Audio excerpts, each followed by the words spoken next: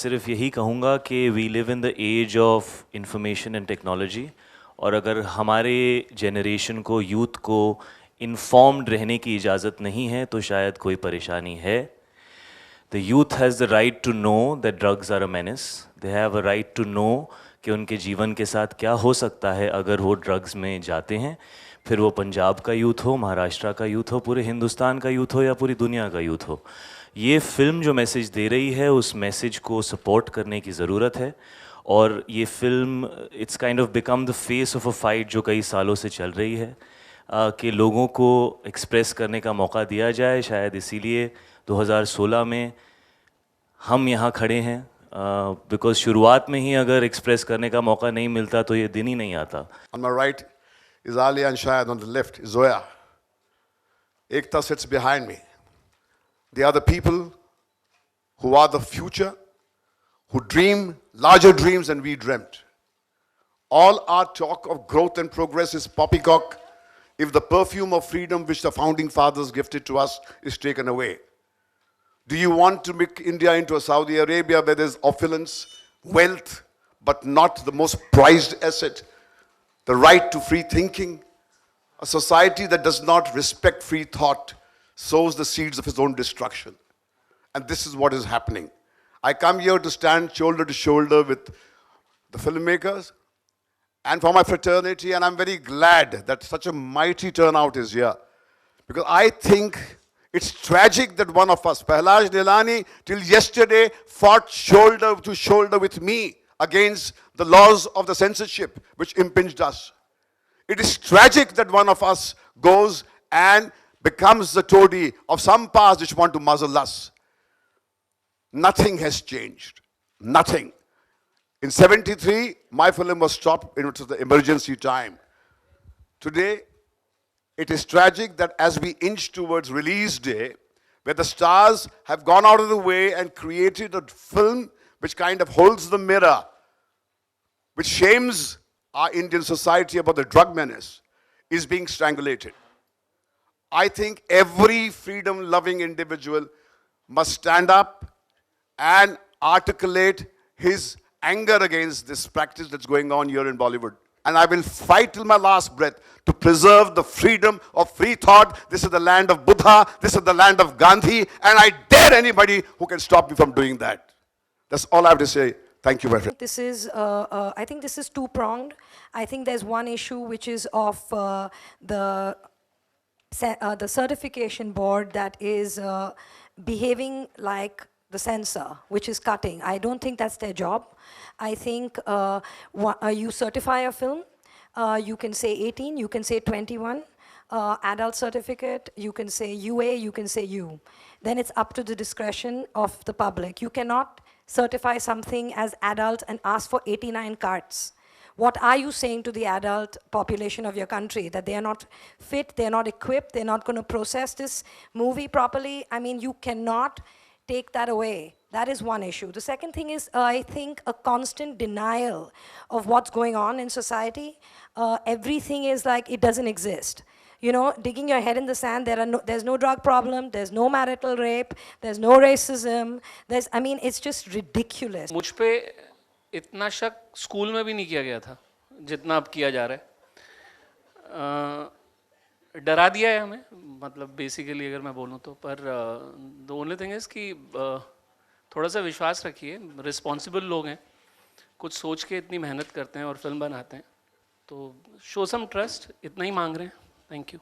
हाँ, अंग्रेजी में कहते हैं ask not for whom the bell tolls, it tolls for thee. तो घंटे जो बज रहे हैं वो हम सब के लिए बज रहे हैं.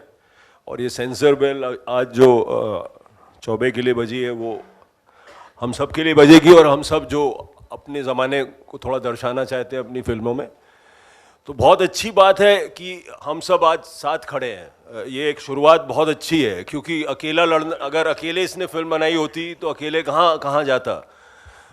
तो ये मेरे ख्याल से बहुत अच्छी बात है. और एक कहीं जो हो रहा है उसमें मुझे कुछ बहुत एक्स्ट्रा नॉन कॉन्स्टिट्यूशनल, अनकॉन्स्टिट्यूशनल, जो भी शब्द हो, क्योंकि संवैधानिक एक संस्था है ये जिसका नाम सेंसर बोर्ड है, और उनका काम कुछ दायरों में काम करना है.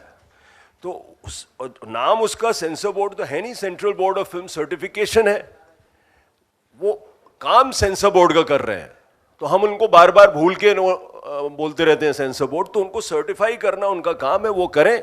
नहीं तो मुझे कुछ आनंद की तरह मुझे भी लग रहा है कि स्कूल का जो एक बहुत सख्त प्रिंसिपल होता था वो घूम रहा है, कब थप्पड़ मारेगा, किसी दिन तो हो सकता है तुमने फिल्म बनाई अब ये लो, ऐसा कुछ हो। माहौल डर का हो गया है। इनफैक्ट 2 दिन पहले की बात है जब ये बात मीडिया में उतनी फैली नहीं थी और ये मीटिंग्स चल रही थी हमारी सर्टिफिकेशन बोर्ड के साथ, तो मैं इतना परेशान था कि रात को 3 साढ़े 3 बजे मैंने इनको मैसेज किया अपने मित्रों को, विकास को और मधु को, कि यार छोड़ देते हैं, जाने देते हैं, जो हो रहा है let's release the film with the cuts, because बहुत पंगा हो जाएगा, कौन झेलेगा।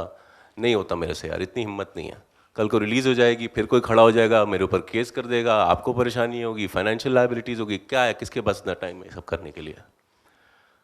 चलो रात गई बात गई, अगले दिन जब मैं इनसे मिला तो हम लोगों ने बात की फिल्म के बारे में, और हमें यही एहसास ये हुआ कि यार अगर हम चाहे रिलीज़ हो कट के साथ चाहे ना हो, लेकिन आज अगर हम पीछे हट जाएंगे तो फिर वो दूसरा जितने भी फिल्म मेकर जो आगे फिल्म बनाएंगे वो कोई भी एक पॉलिटिकल फिल्म नहीं बना सकता, कि कोई भी रियल इंसिडेंट पे फिल्म नहीं बना सकता, किसी भी शहर का नाम नहीं ले सकता, किसी भी व्यक्ति विशेष के बारे में कुछ कह नहीं सकता।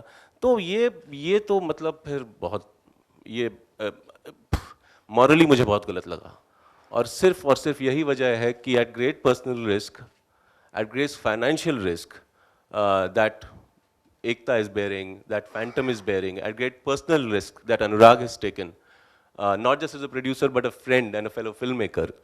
ये सारे लोग जो आज जमा हुए हैं, इससे हमको बहुत बहुत encouragement मिला है, और हम ये चाहते हैं कि we are just going to stand up for what is right and what is rightfully ours. हम डिमांड करते हैं आज कि हाल ही में अभी फ़िलहाल 1 घंटे पहले पहलाज जिलानी जी ने कहा कि ये फिल्म जो है किसी पॉलिटिकल पार्टी ने फंड की है और डायरेक्टर जो हैं अनुराग कश्यप जी को पैसे दिए गए हैं ताकि वो पंजाब में पंजाब की बदनामी करें।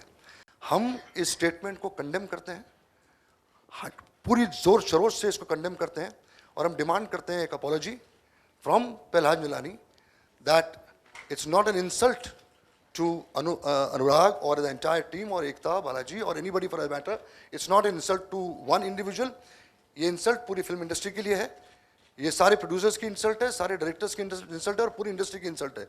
तो we on behalf of IFTDA and the producers association demand an apology from Pahlaj as soon as possible. पहली फिल्म बनानी शुरू की तभी समझ में आ गया था कि हाँ, जब बहुत ही इनोसेंस में मैंने एक फिल्म बनाई थी ब्लैक फ्राइडे, जिसको सब लोग बोलते हैं कि अनुराग कभी दोबारा ब्लैक फ्राइडे नहीं बना पाता, इसलिए नहीं बना पाता कि उस एक फिल्म ने मेरा इनोसेंस खत्म कर दिया था। उस फिल्म को निकालने के प्रोसेस में मैं इतना ज़्यादा अवेयर हो गया था कि यहाँ पे आप क्या नहीं कह सकते हो, क्या कह सकते हो, क्या आपको कहने नहीं दिया जाएगा, किस चीज़ के लड़ना पड़ेगा। उस एक फिल्म ने मेरा पूरा इनोसेंस खत्म कर दिया था। मतलब ऐसा कभी हुआ नहीं, मतलब क्या हमारी फिल्में इन पिछले 2 सालों में इतनी ज़्यादा मतलब बद से बदतर हो गई कि हर फिल्म को ट्राइब्यूनल में जाके क्लियर होना पड़ता है, या फिर हम लोग किसी एक ऐसी फोर्स के साथ डील कर रहे हैं जो वहाँ पे बैठ के अपनी मनमानी कर रहा है। हमने कल एक लीगल लेटर उनको भेजा था जो उनके ऑफिस ने खुद उनके ऑफिस ने साइन करके एक्सेप्ट किया। ये legal letter for him to give us the official statement, ये उनके ऑफिस ने साइन किया। इसकी कॉपी है सबके लिए, will give you a copy of it. मैं यही बता रहा हूं, ये वो आदमी है जो जिनको जब पकड़े जाते हैं उनको समझ में नहीं आता है, तो धड़ धड़ धड़ बिना सोचे समझे मुंह से एक के बाद एक उनके झूठ निकलता रहता है। हमें ऐसा आदमी नहीं चाहिए जो हमारे सेंसर बोर्ड का चेयरमैन हो। और ये जो लड़ाई है, ये जो हक की लड़ाई है, ये हमारे फ्रीडम ऑफ एक्सप्रेशन की लड़ाई है। हम किसी एक चीज़ को एक्सप्रेशन कहें और दूसरी चीज़ को एक्सप्रेशन ना कहें, इस तरह का भेदभाव भी नहीं होना चाहिए जो हर समय आ जाता है कि, और जो लड़ाई को इस तरह से इंटरप्रेट किया जाता है कि हम कोई पॉलिटिकल फिल्म के लिए लड़ रहे हैं तो हम जो है दूसरी फिल्म को नीचे गिरा देते हैं, अरे वो तो सेक्स कॉमेडी थी। क्यों भाई, दोनों फिल्म कहीं ना कहीं मेरे लिए एक ही क्वेश्चन में, हमारी सेंसिबिलिटीज अलग अलग हो सकती हैं। हम हर तरह की फिल्म देखना चाहते हैं, हर तरह की फिल्म की ऑडियंस है, हर तरह की फिल्म ऑडियंस को वो राइट दो ना रिजेक्ट करने का।